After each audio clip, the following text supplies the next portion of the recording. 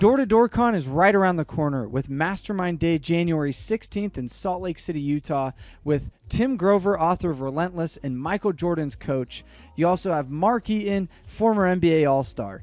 January 17th and 18th at the Salt Palace in Salt Lake City, Utah. You have Ed Milet, Coach Burt, Tim Grover, and many more famous speakers and workshops on how to improve your leadership, sales, and recruiting. Register today, dddcon.com. For DDDU users, we have a DDDU after party Friday night. Don't miss out. Pre-register at doortodoorcon.com.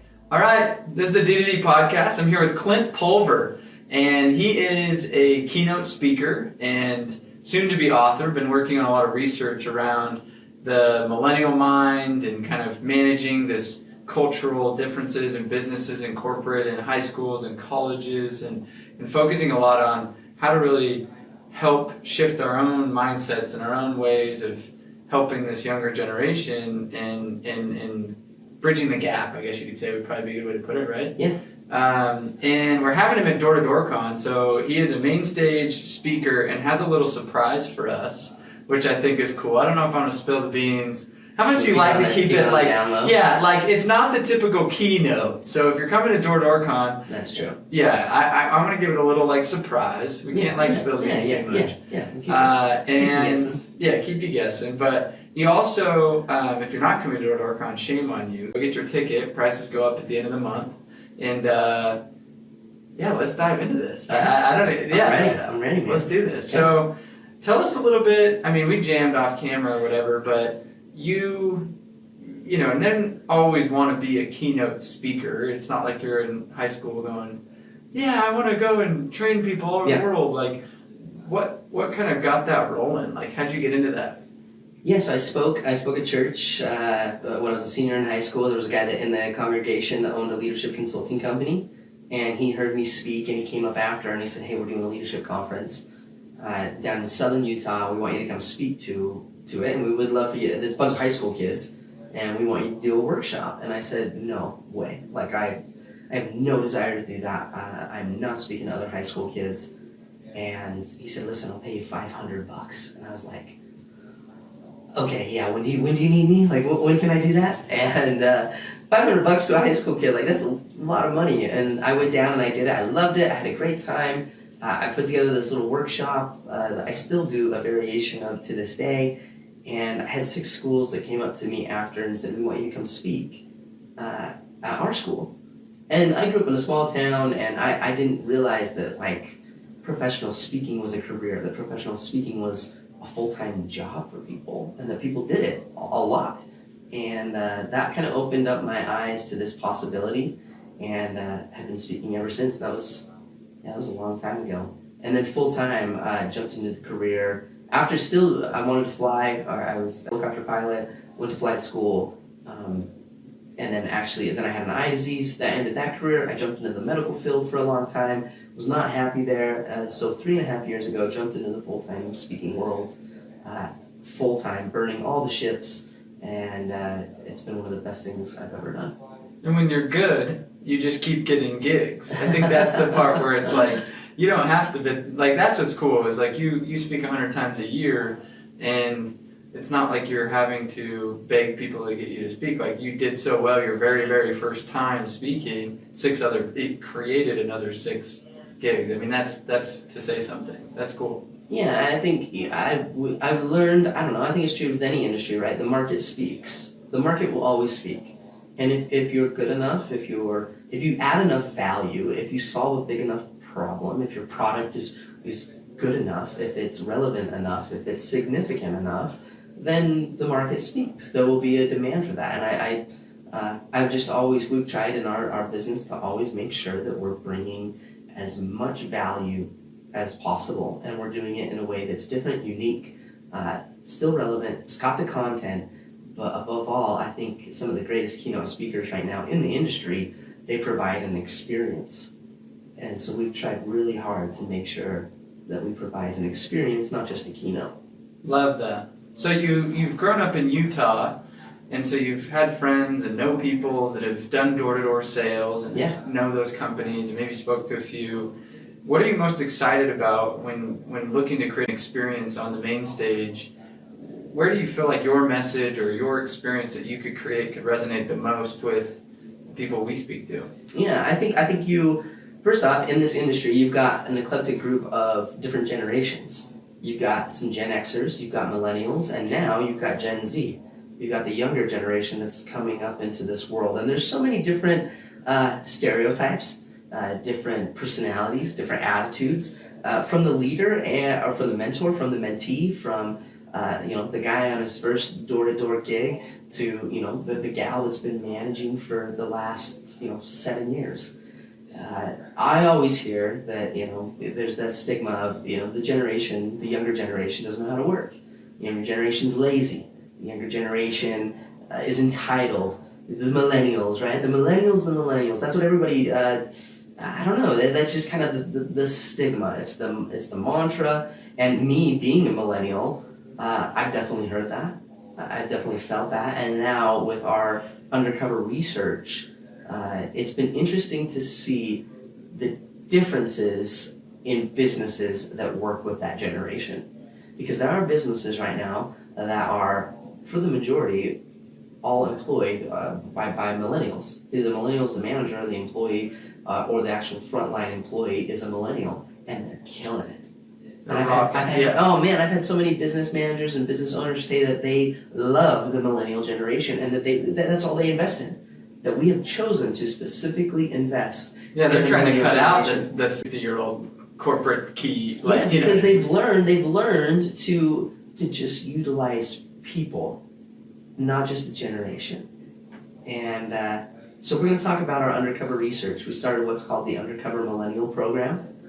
This was 5 years ago, and we have now interviewed over 181 different companies that we've worked with, and in that process have interviewed over 10,000 young millennial employees undercover. So think Undercover Boss, if you've ever seen that TV show, without the makeup. Okay. So how it works is luckily you've got a semi-baby face. Yeah.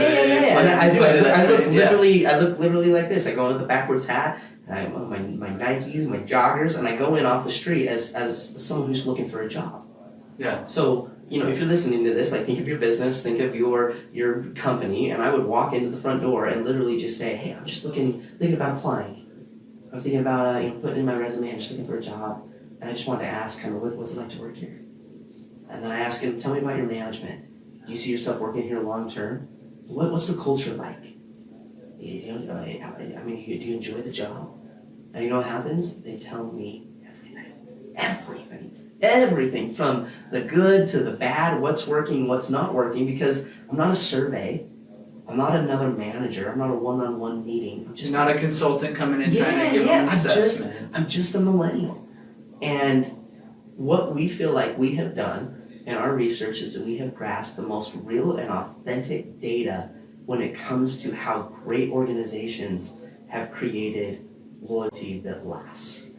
How we found that great leaders have created organizations where their people never want to leave. And that was the magic of all of the research, is because out of the 10,000 people that we've interviewed, when an employee would say, I love it here, when they would, I love my job, I love my manager, well, you have to come work here.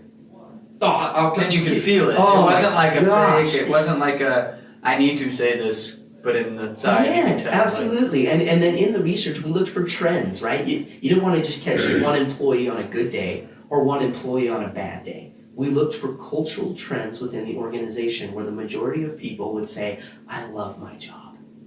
And we have a book that's coming out in fall of 2020, and it's based off of all the research, and we called the book, I Love It Here. How great leaders create an organization their people never want to leave. And I wanted to write a book that was solution-based, and that a leader, a manager, a CEO, an HR director, anybody that goes by the title of influencer, leader, or boss, could read this and go, okay, here's what I can do. And here's what great leaders have done that has gotten results through the eyes of the employee. Yes. That's the difference between our book and maybe another leadership book or a leadership guru book. Anybody can write a book on leadership from their leader's perspective, but what we wanted to do is create a leadership book from their people's perspective, from the actual employee's eyes, and what worked for them. And it's just valuable. It's unique. It's different, but it is universal.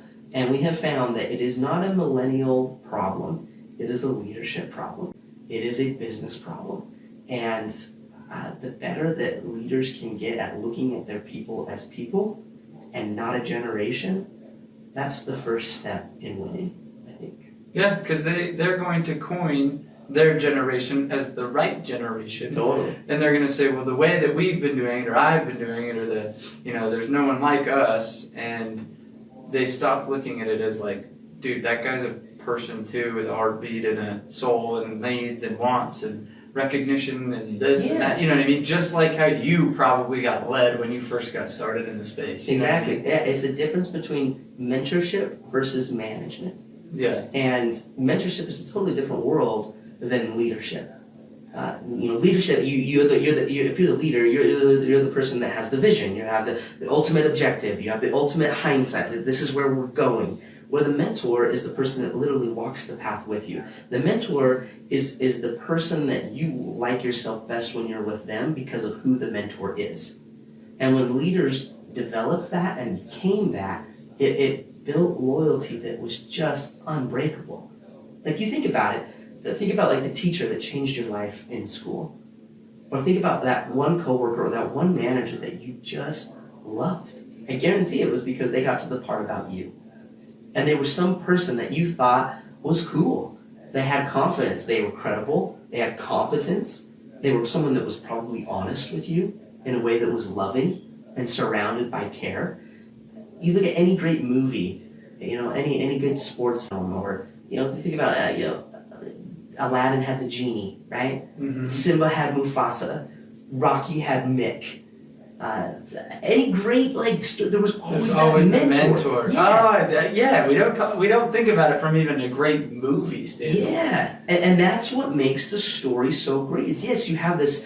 You have the Rocky, you have the Aladdin, you have the Simba, the person that's going through the journey, but it is the mentor that comes in and makes that story so compelling and so sweet. Why? Because the mentor is the person that connected the mentee to their dream.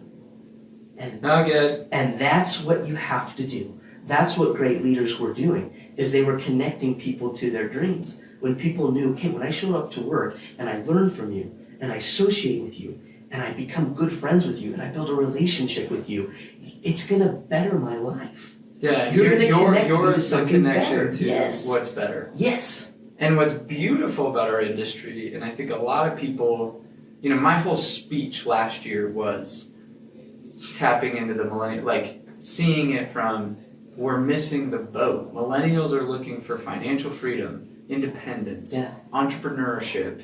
You look at it and it's like a lot of these guys, they're just wanting the same thing that everybody wants, financial freedom and time and travel and experiences. Yes. And I'm looking at it and going, how's that different than what you've always wanted? Yeah. And number two, what better industry? Is there a better industry that gives that so simply? Mm-hmm. You can make as much money as you want in our space. Mm-hmm. You can travel quite a bit.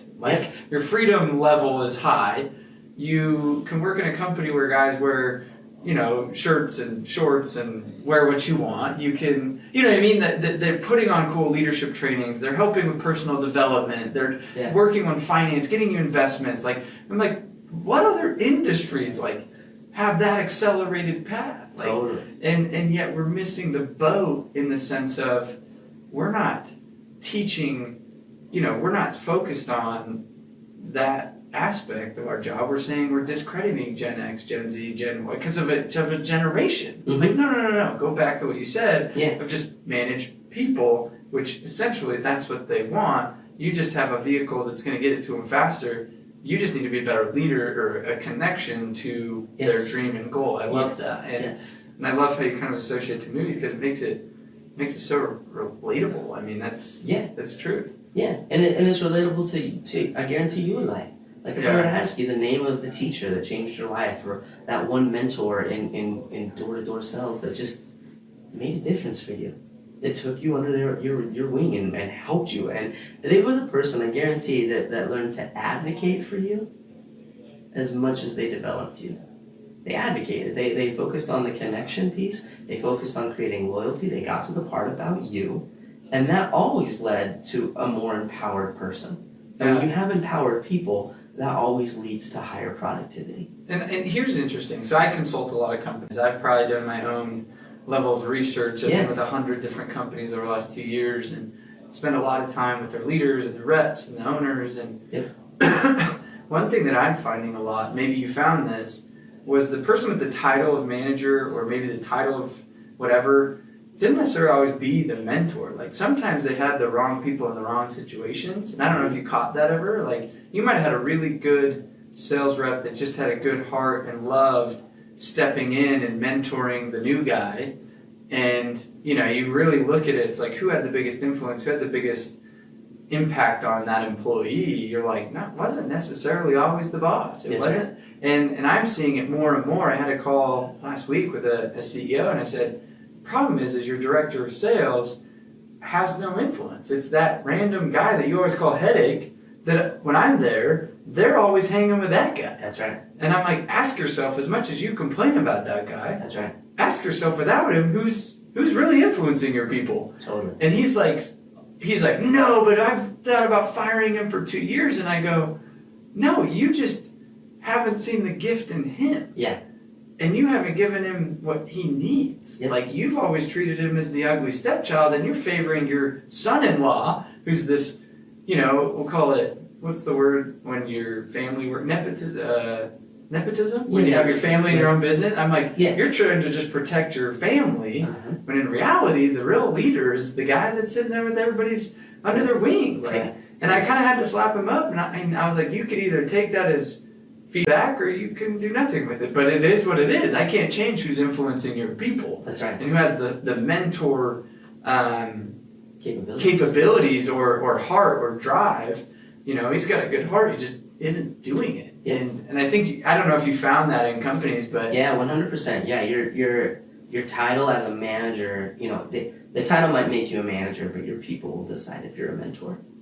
Yeah, and 100%. I think that there's a huge distinction between mentor and manager, and I think that and mentorship has to be earned. Yeah, like you have to, you have to earn the hearts of your people. They will invite you in. Mentorship is an invitation. You seek out the mentors, right? The mentor doesn't like come to you. It's a weird dynamic that we always found that mentorship is always sought out by the mentee. It's earned. It is earned. Like if you become a mentor, you earn that in some way, shape, or form. And that we call it the 5 characteristics of mentorship that we found in those great leaders that were still leaders, right? Because leadership and mentorship, they're very closely they tied go together. hand in hand. But that role of mentor really came because the leader was confident, they were competent, they had some credibility in some way, shape, or form. They had the ability to be honest, but man, they cared. So those were the 5 characteristics that we found in any great mentor, that they exuded those so well to the point that people said, I must connect with you. I want you to be a part of my life. And it's this really cool, different, unique way of looking at leadership, where sometimes leadership we look at, you must be the person to influence, and you have to be the person to reach out, and you have, no, it's have those 5 characteristics and do a really good job at making sure that your people know those. And you exude those and do those well, and people will go, yeah, you're the one. You're the one that's going to connect me to my dreams. Love that. Love that. So what other downfalls or upsides or things did you find in this research around companies that created lasting retention? Because you can't find other jobs with such a high, I mean, maybe I'm wrong, but I'm biased. It's like, this probably has the lowest retention rate in history. Yeah. Like our space. It's like, I tell people, I'm like, if you could hire 100 people and keep 20 of them, you're doing good. Like, congratulations. Totally. Where and it's seasonal. Yeah, and it's seasonal, and it's hard, and it's mentally challenging, and guys don't necessarily want to do it forever, and, you know, there's so much. But what's shocking is there have been companies that have done a phenomenal job at creating guys like me that did it for 10, 12 years, you know what I mean, that want to stay in it, and they kept me coming back. Like, you know, as amount of times that come August, September, I'm never doing this again, you know what I mean? I'm driving home like, yes, my last year, you know what I mean?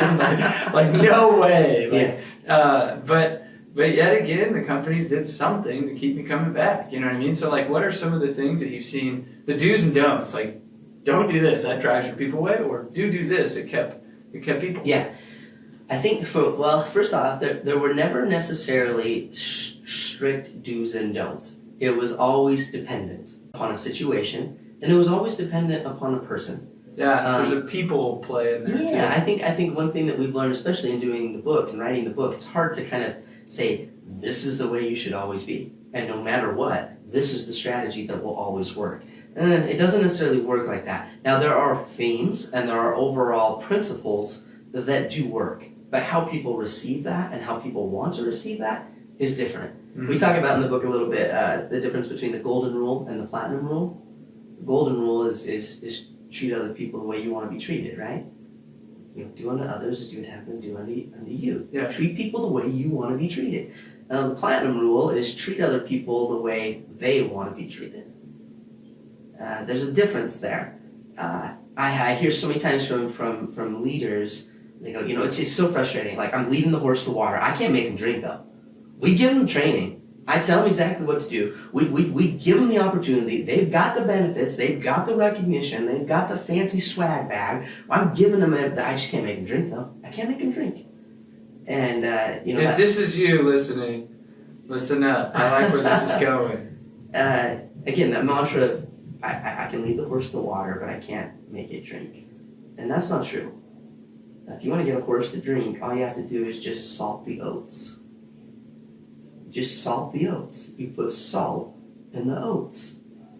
And I'm telling you, that horse will get thirsty, and that horse will drink. The salt is the connection piece. So when we talk about advocating versus developing, when we talk about true mentorship, it's trust, it's relationship 101, it's mentorship 101.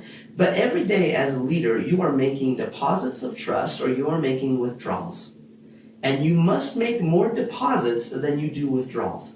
It's the difference between development and advocating, because if you're listening to this and you're a business owner or you're running your own sales team or you're a manager, well, you're probably thinking, well, we still got to get results.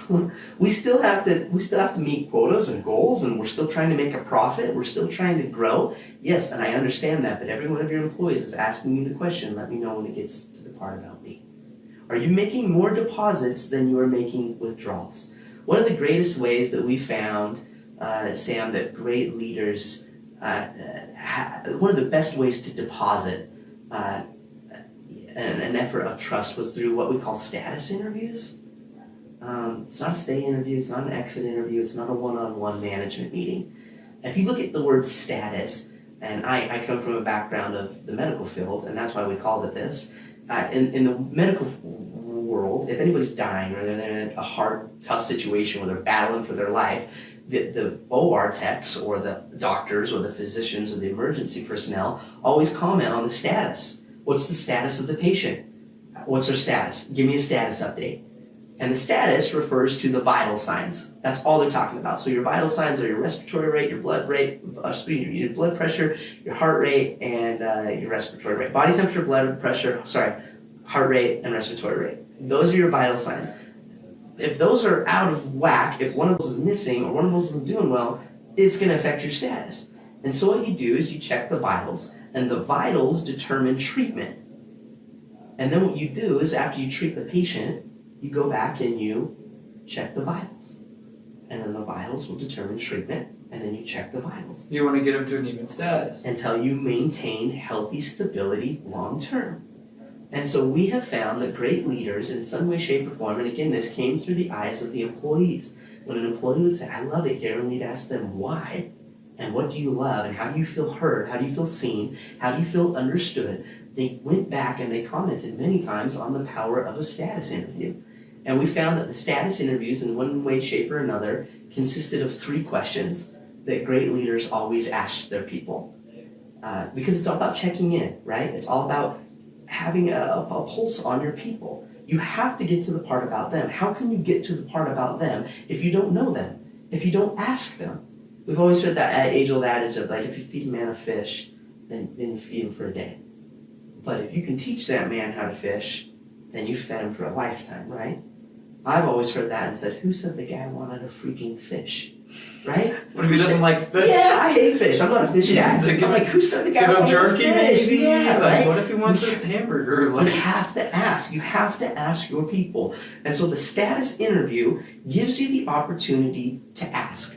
Leadership is a journey. Management is a journey. Mentorship is constant tweaks and changes, and you have to be willing to adapt. You have to be willing to change. And you must be willing to change the way that the employee is advocating for that change, in a way that the employee is needing the change. And then you build a win-win from your perspective as a leader and their perspective as an employee through the deposits. The more you deposit with trust, that allows you to withdraw. It's a back and forth game. So the 3 questions to the status interview that we found that great leaders would consistently ask in some way, shape, or form was question number 1 is, what can we do to keep you here? It's number 1. What can we do to keep you here? Even just like when you know the vitals aren't crazy bad. Yeah. Like, it's like, don't be afraid to ask that. Yes. Even when it's like, I'm not going anywhere. Yeah. It's like, oh. But just to simply ask that, I like that. like, communicates worth, it communicates value. It's just like, dude, I just want you to know we value you, and I've got to keep you. Yeah. I've got to keep you. So what can I do to make sure that you stay? Love it. So that's number 1. And then number 2 is, what is getting in the way of your success? And I almost tweak that a little bit to say, what is getting in the way of your ultimate success level? Because everybody's view of success is different. And they might bring up problems in the company, or they might bring up a person, or whatever. Yeah, cool. Yeah. And again, this is not, as we're doing I'm going to this. go do this right now after this, by Awesome, the way. awesome, I love this. I'm like, yeah, so I got like immediate application. Awesome. And remember, the point of this status interview is not to talk about development. It's not to talk about performance issues. It's not to talk about what needs to be done better. This is your chance to check the vitals. You're just checking vitals so that you can treat better. And I think that, sometimes managers and leaders, they don't know how big of it might just seem like a paper cut, like turnover, right, retention. We look at that as like, easy come, easy go. Or it's just the way the industry is. If I hear that one more time, like, well, it's just retail, or it's just food and beverage, or it's just summer sales. It's just how it is. It's not true. That is not true. There are different organizations and different entities in those industries that are keeping people for years. Yeah. The retention level is off the charts. And I believe if McDonald's can keep an employee for 5 years versus 5 months, that's a win.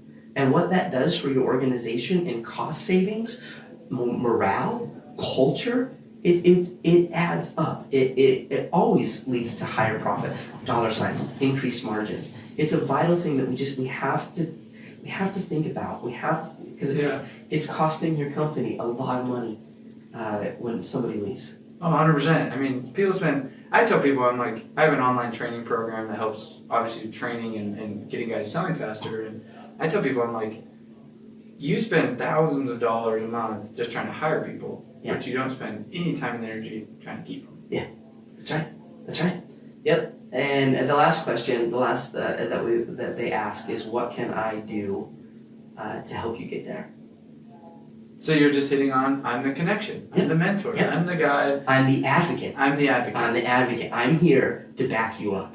I'm here to make sure you're successful. I'm here to connect you to your dream. Love it. Write those 3 questions down. That's my invitation, because too often leaders are even afraid to have those conversations. You know what I mean? Totally. And what if the answer isn't what I want it to be? Absolutely. You know what I mean? And I think that, by just kind of having a playbook like that, like just go in, say, hey, can we have 20 minutes?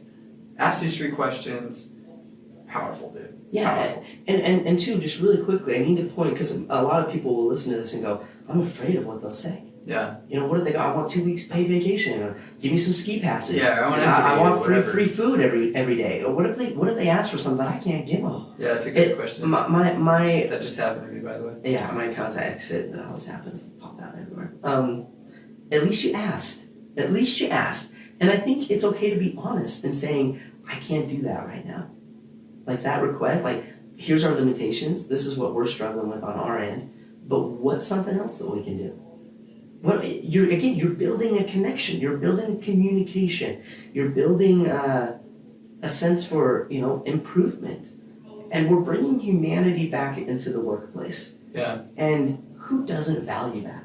Who doesn't, and I think, again, as we try to find a win-win a win-win situation for everybody and everything that we're doing, that's where people, again, feel appreciated, respected, heard, and seen. And there's times where I asked a boss for a raise, and the boss just said I couldn't do it. He said, I can't do it right now. Well, what else can we do? We still value you. We still want to keep you here. And it still meant a lot to me. I went back to the workplace going, well, forget it. I'm going to go over to the next company that offers me more money. Like, no, Joe's a good dude. I'm going to keep working for Joe, and Joe's going to keep helping me. And it might not be exactly what I want, but we're going to get there. We're going to get to a place where it just works. And again, it's the intangibles versus the tangibles. And it's not always the tangible money, benefits, rewards. Whatever. Yeah, that's not always the most important part of a successful business. The intangibles, the relationship, the connection, the significance, the mentorship, the coworkers, the feeling, the joy, that matters. Love it. Be it, play to that. Love it. Well, fire, guys. Like, that's all I gotta say. I'm sitting here going, I struggle. Like, I think a lot of times we get in our own world as a manager or a leader, and sometimes we get selfish and we forget, like, the biggest joy comes from not only us succeeding, but it's helping others succeed. And I think that a lot of people in this business, they forget the feeling of a phone call from one of your reps that, is like, dude, I just bought my first house. And, that's right. Or, I never dreamed I'd make six figures. Like, my dad only made 50 grand his whole life. Yep. And, you know what I mean? Or whatever that is. And I think people forget that fulfillment that comes from having a winning culture, having a winning, employee that literally looks up to you and says, dude, like, you were the catalyst that changed my legacy. Yeah, and there's nothing better. There's no better feeling. And I think it's easy to, like, when we talk about burnout, right? Or you're just tired as a manager. There's nothing that will spark you more and light the fire when someone comes up and says, you changed my life. Yeah.